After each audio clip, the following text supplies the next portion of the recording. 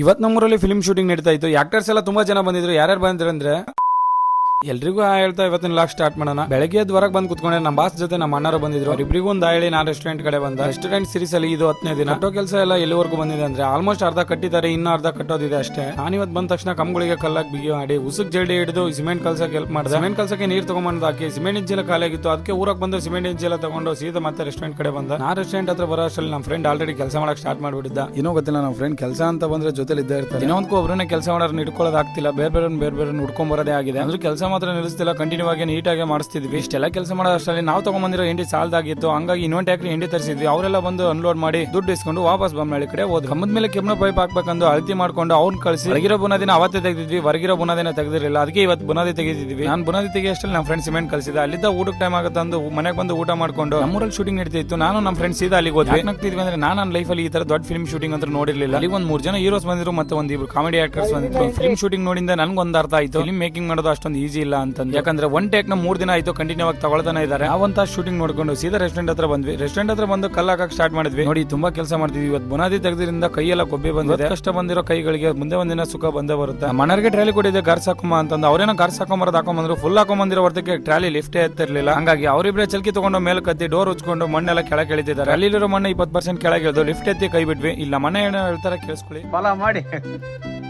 ಅಷ್ಟೆಲ್ಲ ಹೇಳಿಂದು ಫಾಲೋ ಮಾಡ್ಕೊಳ್ಳಿದ್ರೆ ಹೀಗೆ ಫಾಲೋ ಮಾಡ್ಕೊಳ್ಳಿ, ಸ್ವಲ್ಪ ಏನಾಗಲ್ಲ. ಇವತ್ತು ಟೋಟಲ್ ಆಗಿ ಹೇಳ್ತಾರೆ ಎಂಡಿ ಕಟ್ಟಿದ್ರು, ಇನ್ನೇನು ಫಿನಿಶ್ ಆದಂಗೆ ಕೆಲಸ ಇಲ್ಲ. ಇವತ್ತಿಂದ ಇಷ್ಟೇ. ನನ್ನ ವಿಡಿಯೋ ನಿಮ್ಗೆ ಇಷ್ಟ ಆಗಿದ್ರೆ ಫಾಲೋ ಮಾಡ್ಕೊಳ್ಳೋದು ಮರಿಬೇಡಿ. ಮತ್ತೆ ಸಿಗೋಣ ಒಳ್ಳೆ ಅಪ್ಡೇಟ್ ಜೊತೆ ಮುಂದಿನ ವಿಡಿಯೋದಲ್ಲಿ. ಬಾಯ್.